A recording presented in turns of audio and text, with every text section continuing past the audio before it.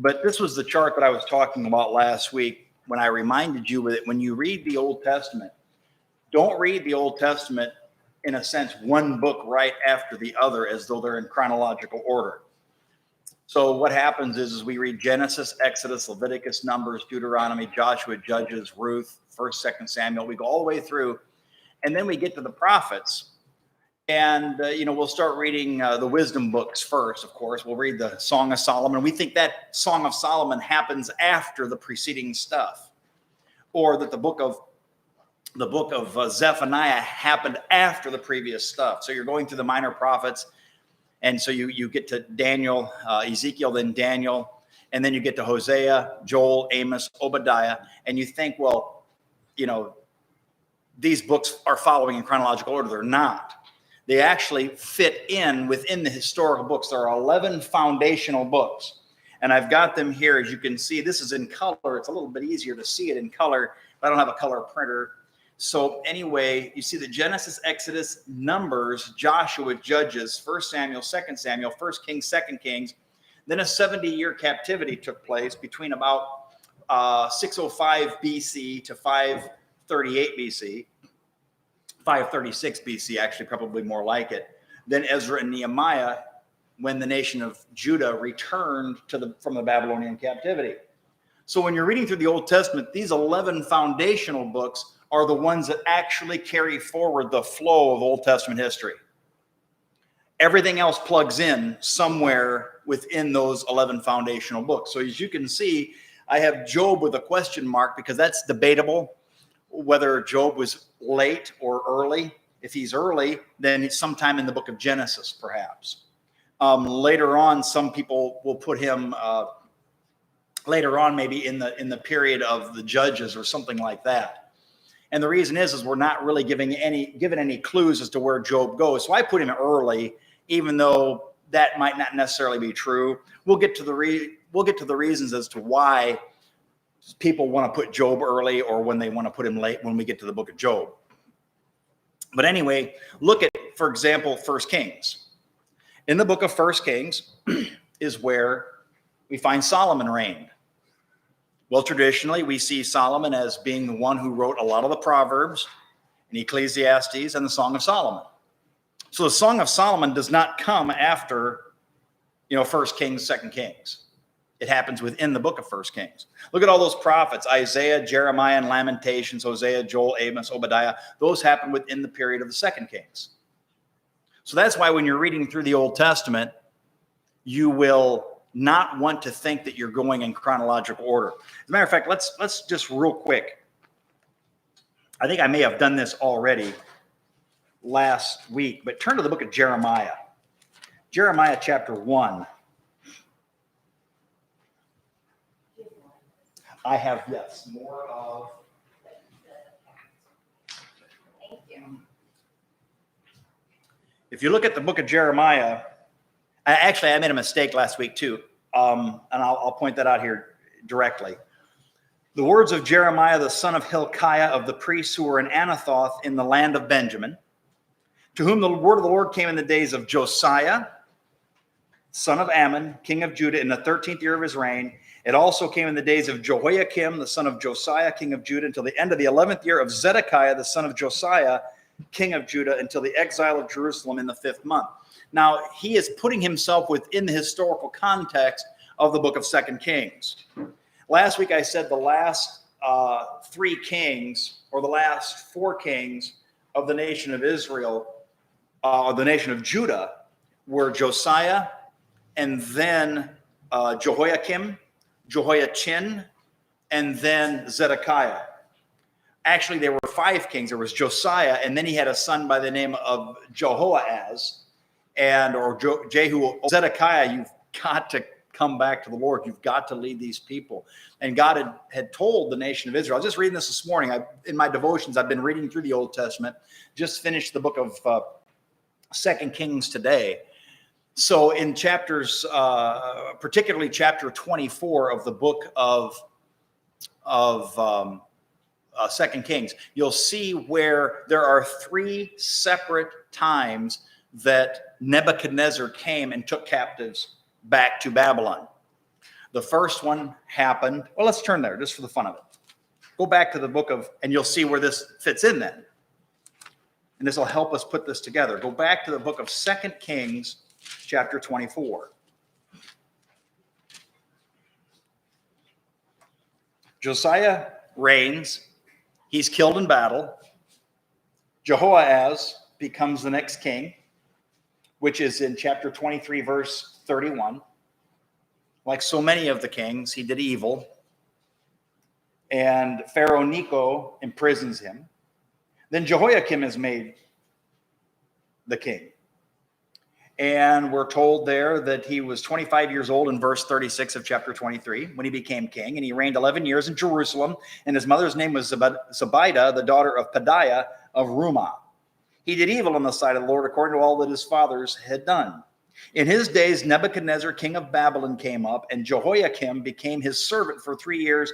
Then he turned and rebelled against him. Now, this would have been in about 605 BC. All right? So Nebuchadnezzar comes, kind of messes things up a little bit, takes some captives back. Then we're told that Jehoiakim sleeps with his fathers in verse 6. Jehoiachin, his son, became king in his place. The king of Egypt did not come out of his land again, for the king of Babylon had taken everything that belonged to the king of Egypt, from the brook of Egypt to the river of Euphrates. Jehoiachin was 18 years old. He did evil on the sight of the Lord. At that time, the servants of Nebuchadnezzar, king of Babylon, went up to Jerusalem, and the city came under siege. This is 597 BC. All right? So this is the second time Nebuchadnezzar has come back. Then it goes on to say he slept with his fathers and so on and so forth. Zedekiah becomes king in verse 17. The king of Babylon made his uncle Mattaniah king in his place and changed his name to Zedekiah. Zedekiah was 21 years old and began to reign. He did evil in the sight of the Lord. And then the third time Nebuchadnezzar comes back, he completely levels the city. Just completely wipes it out because Zedekiah rebelled against him. That was in 586 BC. So you can see over this approximately 20-year period, Nebuchadnezzar comes back. He comes 605, 597, and 586, and finally wipes out the city, takes everybody captive, takes Zedekiah, kills all of his children before his eyes. Then they put his eyes out. Why did they do that? Because pardon? Yep, the very last thing he saw was an incredible curse. The last thing you saw on earth was all of your children being put to death. That's pretty horrible when you think about it. But those were bloody days and vicious days. So anyway, you see what's going on here. Jeremiah says, these are the days in which I ministered. I ministered in the days of, he doesn't say Jehoahaz, but he does say I ministered in the days of who? He said Josiah. And then he says Jehoiakim, Jehoiachin, and then Zedekiah. So anyway, that kind of gives you a flavor of what's going on. So don't think that Jeremiah comes much later because it's much later in the Old Testament. Oh, there's a whole bunch of stuff between 2 Kings and Jeremiah. Therefore, Jeremiah must have come years later. No, you plug him back into 2 Kings. So this chart will help you to see where to plug these people in. And of course, the interpretive clues for all of that, usually when the prophet starts out, just like Jeremiah, they say, these are the words that came to me in this king's days. Well, then you just look up in a concordance, find out when that king reigned, and then you can go back and find out where he was in the Old Testament record. Anyway, we flogged that horse long enough, probably that. Hopefully, if you have any questions about that, if there are any now, go ahead. I'll take any questions. If not, we can talk about it later. Yes, go ahead. Well, essentially what happened was there was 3 captivities. They just became successively worse. So the first one was 605, the next one was 597, and then the next one was 586. And that was the one that started, they usually will chart the 70 years captivity from 605 until 536.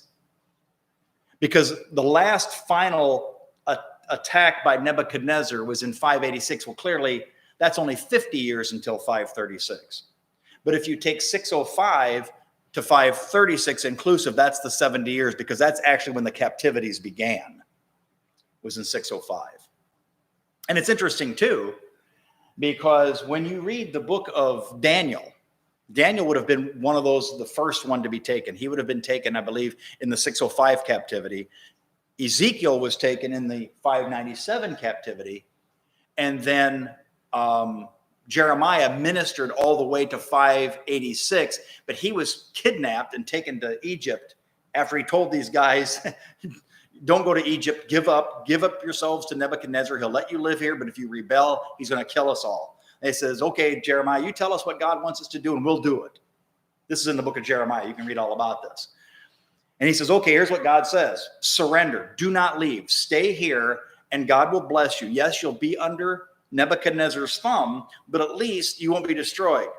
Now, they had already told him, whatever God tells you to do, we're going to do it. They turn right around and says, nah, you're lying to us. We're going to leave and go to Egypt. Don't go to Egypt. Whatever you do, don't go to Egypt. No, you're lying. We're going to Egypt. So we don't know what happened to Jeremiah after that. He was kidnapped, taken to Egypt, and that's the last we hear of him. Of course, he wrote the book of Lamentations. And if you read the book of Lamentations, it is an extremely sad book. It's also very encouraging in some ways. But it is a magnificent piece of poetry, just showing the utter sorrow and that Jeremiah had, seeing everything that he loved was destroyed. That's the last thing we have that Jeremiah wrote, is the book of Lamentations, which he would have written sometime right around 586 BC. I took a long time to get around the barn, but did that answer your question? Okay. And of course, we know the rest of the story, that the Babylonians then were conquered by the Medo-Persians. And it was under the Medo-Persians then that the promise of God came true. See, Jeremiah said that when we go into captivity, it's going to be for 70 years. That's why in the book of Daniel, it's about 538 BC, something like that. He says, I guess it's in chapter 9 of the book of Daniel. He says, I was reading the book of Jeremiah, and Jeremiah said we were going to be in captivity for 70 years. So I did the math. And by golly, it's only 2 years away. It'll be 70 years. So he goes to God, and it's one of the most magnificent prayers you'll ever read in the book of Daniel, chapter 9. He says, God, time's up. 70 years is up. And we have seen nothing that shows that we're going to be going back anytime soon. So, make it happen. Well, it wasn't long after that. Then, of course, I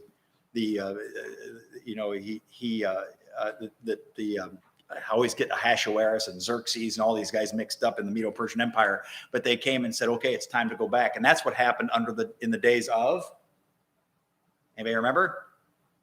When did they return back to Jerusalem and rebuild Jerusalem? In the days of, pardon?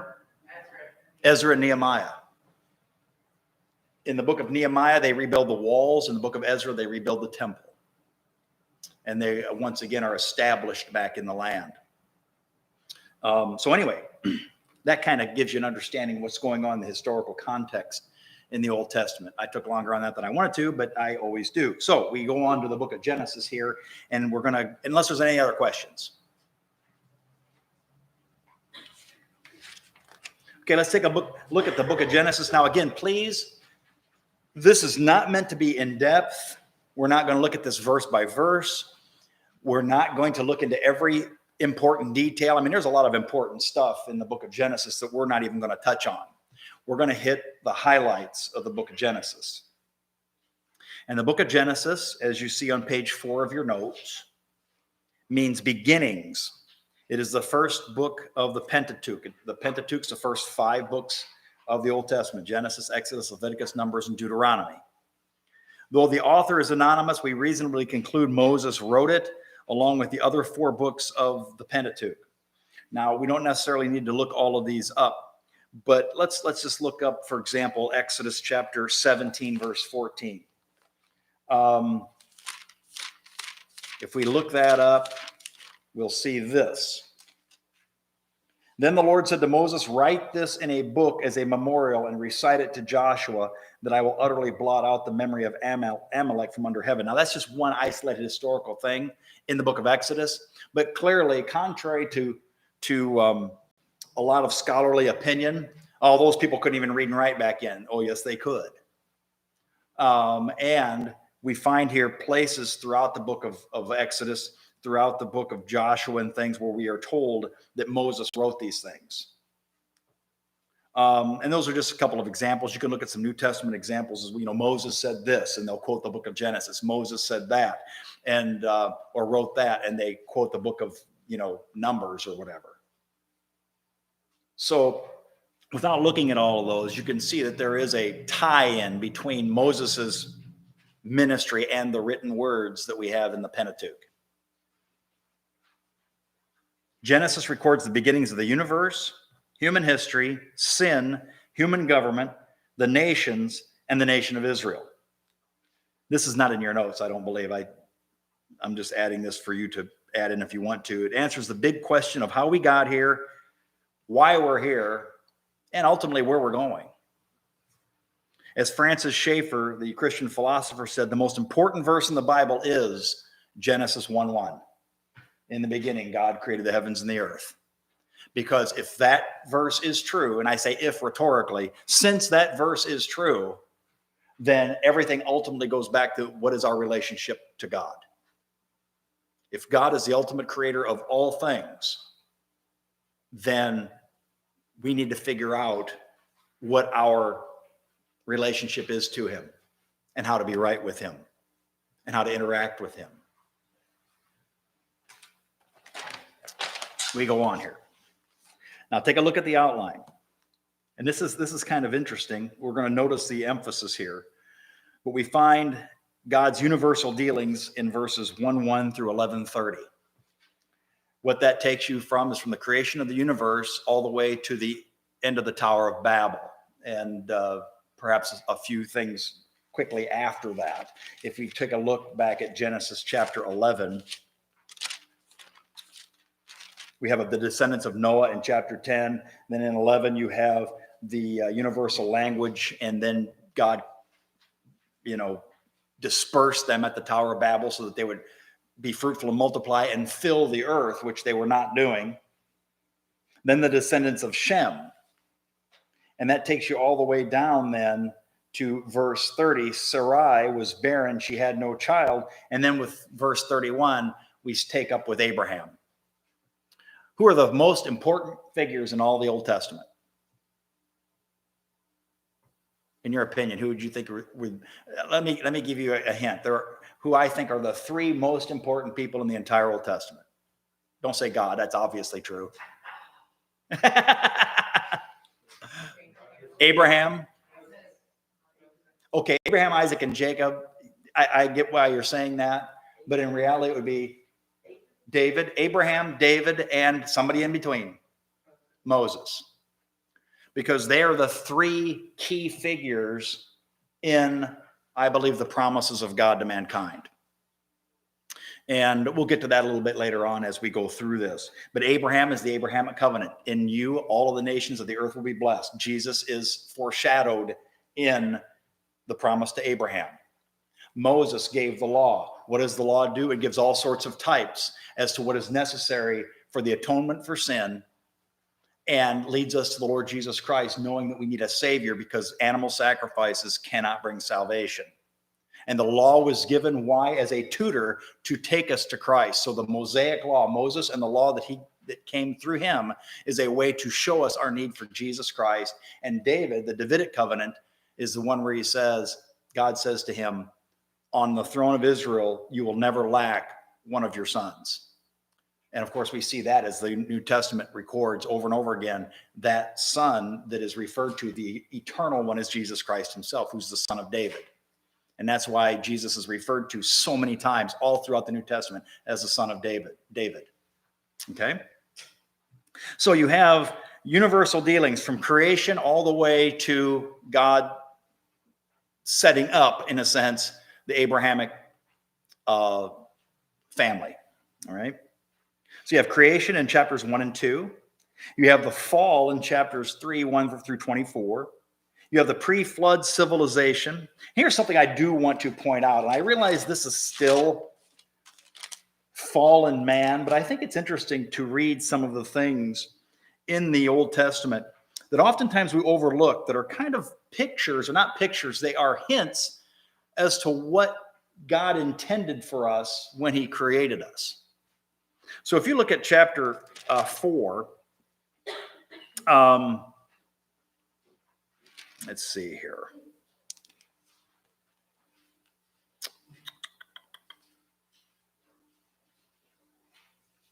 We see right off the bat that Cain, in chapter 4, is a keeper of the field. He grows crops, has an orchard perhaps. And Abel is a keeper of the flocks, right? So you have agriculture already starting, which of course that started in the Garden of Eden because it was obviously an agrarian society inside the Garden of Eden, because the directive or the permission to eat meat is actually not given until Genesis chapter 9 under Noah. So everything is going to be pretty much vegetarian. Perhaps they were eating meat before chapter 9, I don't know. But you have agriculture there. And then if you go on out here a little bit further and go to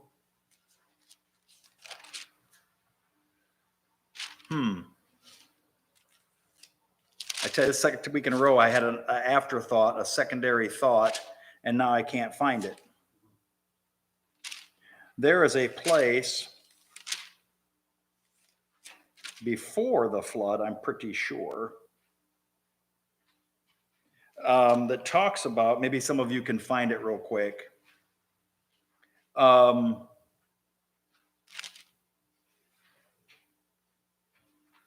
Where we are told that there was a man whose name was Jubal, and he was the one who invented the pipe and the harp.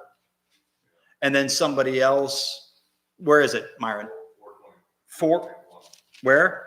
421. I thought it was in chapter 4, and I've got it underlined with notes right next to it.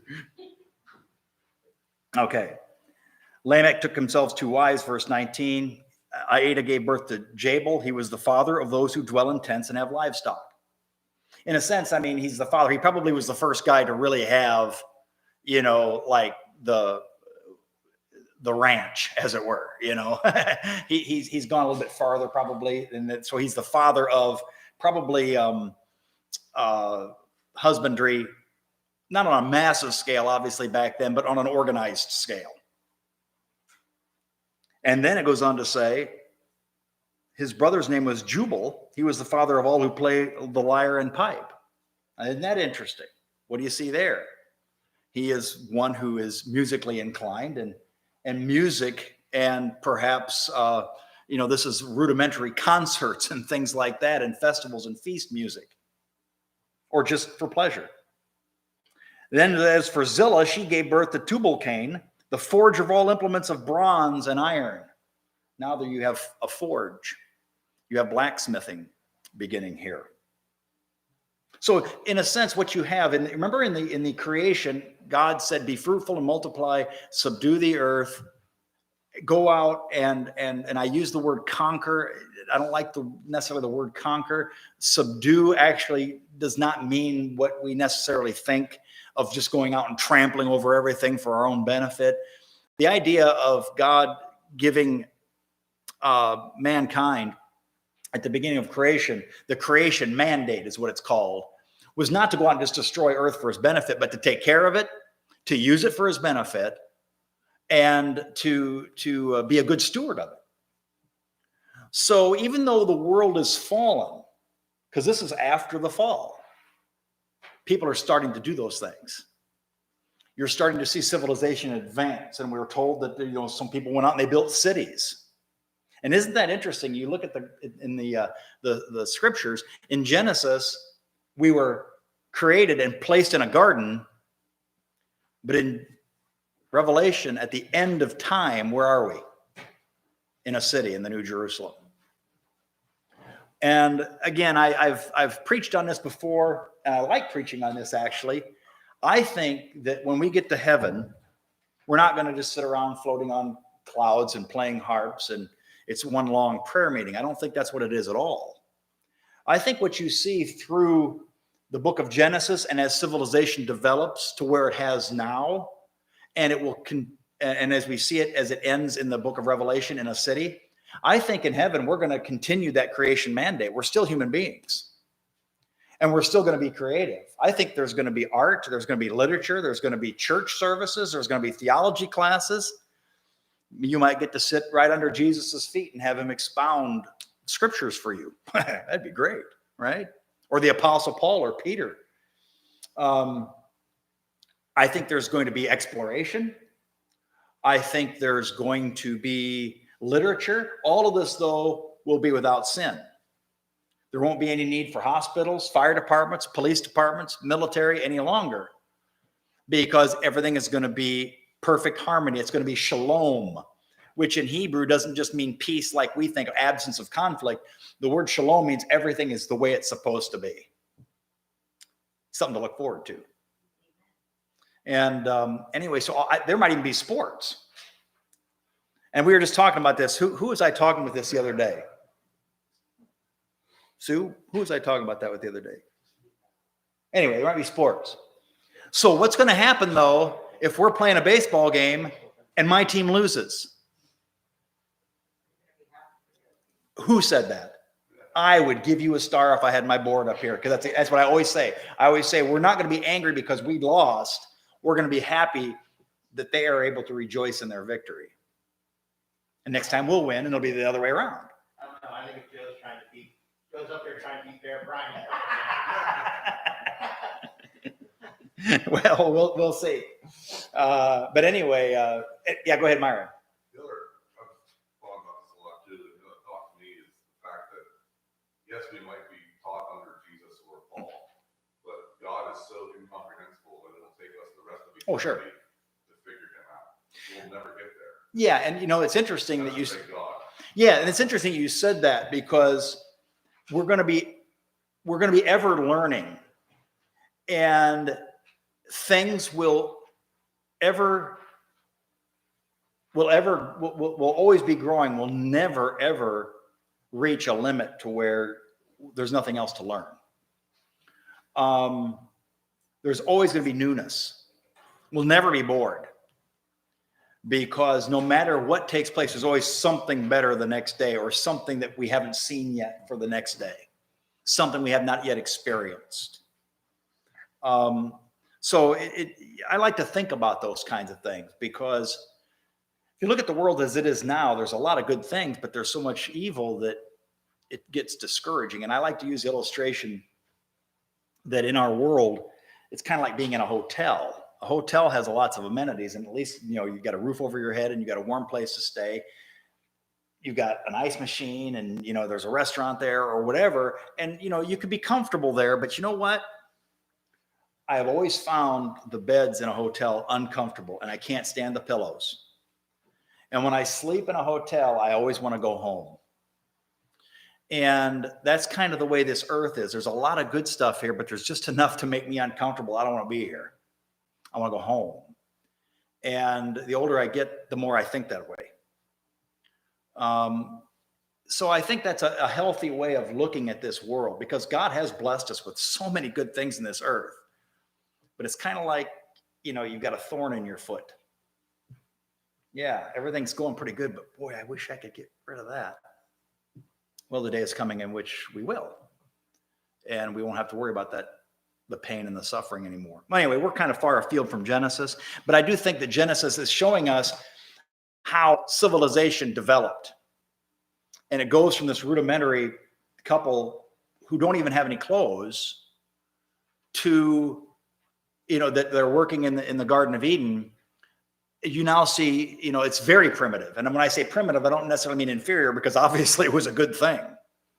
Sin destroyed it. But people are still following that creation mandate, and they're developing good things for the good of mankind. All right? So you got the pre-flood civilization from chapter 4 and up to chapter 5, verse 32. Of course, that just tells us about Cain and Abel and some of the things that we just talked about, the development of society. Noah and the flood, we all know about that, chapter 6 through 10, and the aftermath of that, which is a very sad story at the end of Noah, where it's not 100% clear what took place, but there was a desperate evil performed by Ham regarding Noah. And then after that, you find how the nations began. And as I said, starting about verse 30, you start reading about Shem's family, and you get to the point in chapter 11, verse 30, where we see the family of Abraham taking shape here. Nahor lived 29 years in chapter 11, verse 24. Terah, and he lived 119 years after he became the father of Terah and the other sons and daughters. Terah lived 70 years and became the father of Abram, who of course is Abraham, Nahor, and Haran. Now these are the records of the generations of Terah, and then it goes on, and from then on, we start centering on Abraham. So notice God's universal dealings go from chapter 1, verse 1 to chapter 11, verse 30. And then God's dealings with the patriarchs start in verse 31 and go all the way to the end of chapter 50.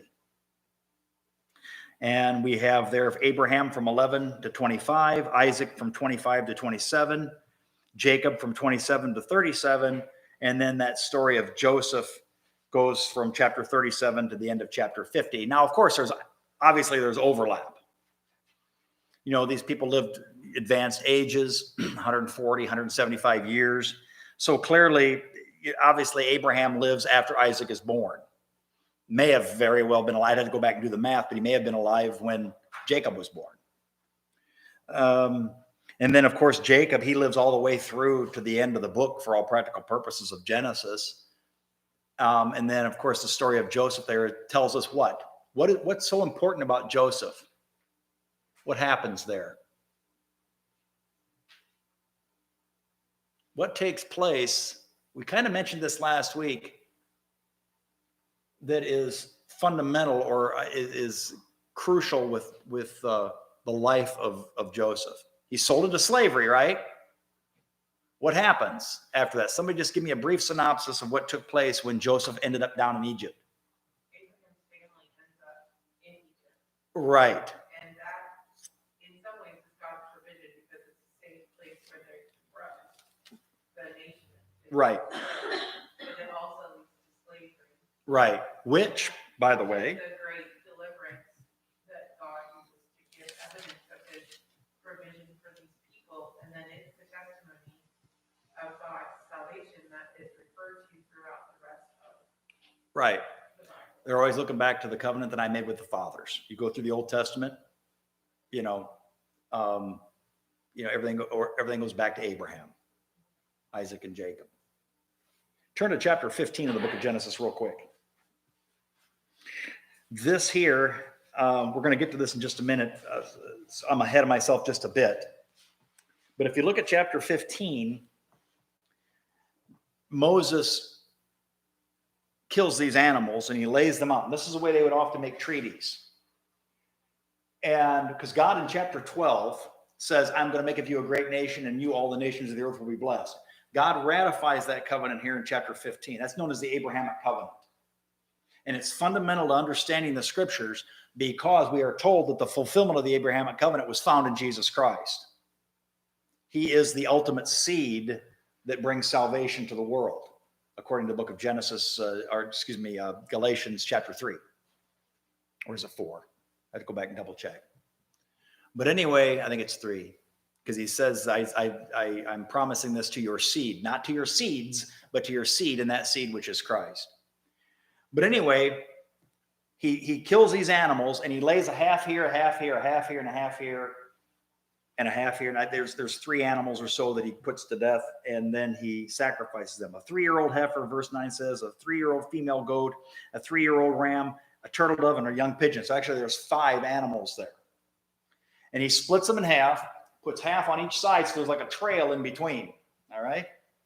Now, when they would do a covenant like this in the Old Testament period, in ancient Near Eastern civilization, what they would do is, I'm making a covenant with one of you. I got Brad over here. I'll pick on him for a minute.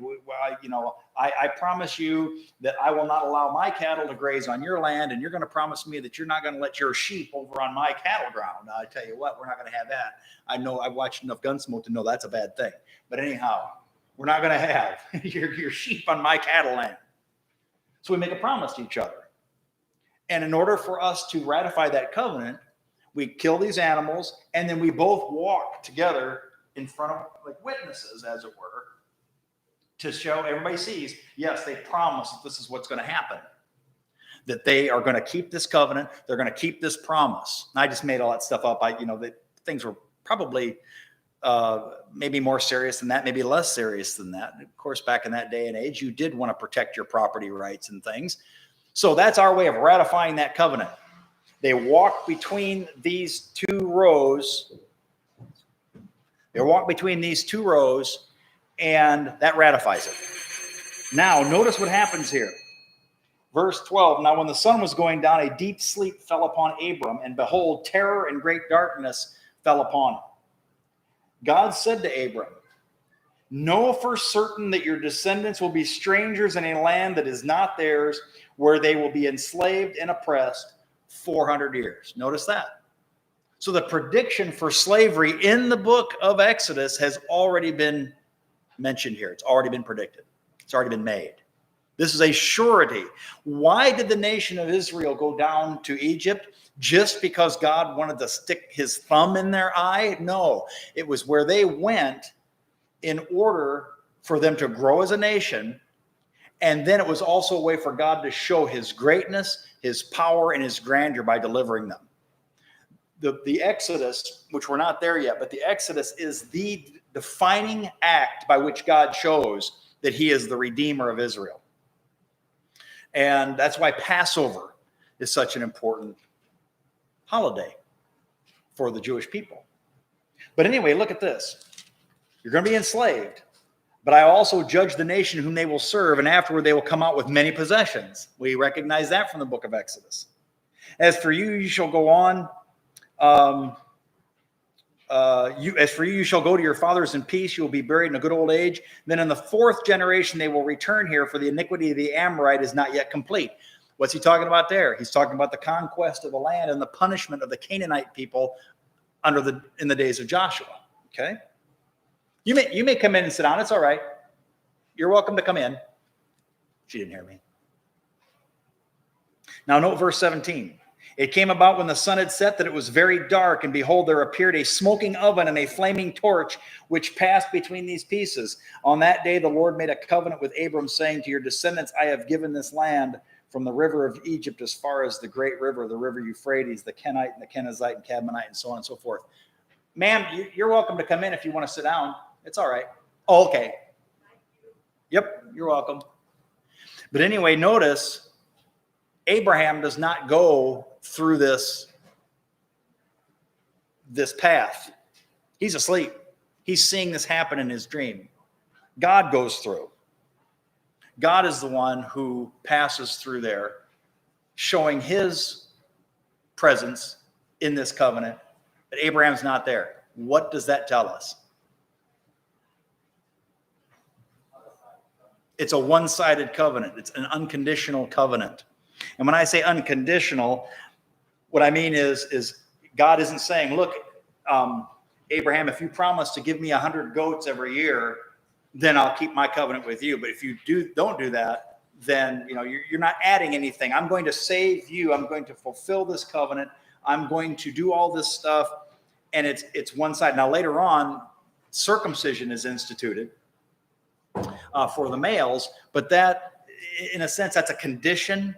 But it's what it is. It's a picture. It's a symbol that you are my people, and you are the people on whom I am going to put these promises or fulfill these promises.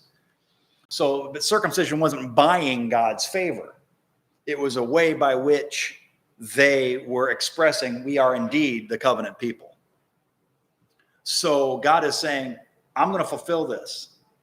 You will be the one who is the blessing for all nations. Through you will come the one who is a blessing to everyone. The Savior of the world will come through you. I am going to give you the land of Israel. I am going to protect you and keep you, and salvation will come to the world through you. And it's on me. There's no strings attached. It's an unconditional covenant. So it's a picture then also, I guess, of our salvation, because we don't add anything to our salvation. The covenant of salvation that comes through Abraham is a covenant by which God saves us by his grace. And God did not call Abraham because he was such a wonderful person. Abraham was probably an idolater when he lived in the Ur of the Chaldees. He picked him out of all the people in the world to put his blessing upon all of us through Jesus Christ. So anyway, notice the emphasis here, though. Essentially, Genesis takes 11 chapters to outline the beginning of the universe, mankind, the nations, but 39 chapters to introduce one man and his family. Where does the emphasis lie? Clearly on redemption, clearly on Abraham. The account of God's perfect creation falling into sin gives way to God's dealings with Abraham and his descendants for the salvation of this fallen world. Now notice the repetition of the Abrahamic covenant is found in chapter 12, 13, 15, 17. It's reaffirmed to Isaac and Jacob and Joseph and his sons. We won't necessarily look at all those, but you can look at them up later. We should probably quit right there. I wanted to make it through Genesis. I should have known I wouldn't. But we'll finish it up and then do Exodus next week, okay?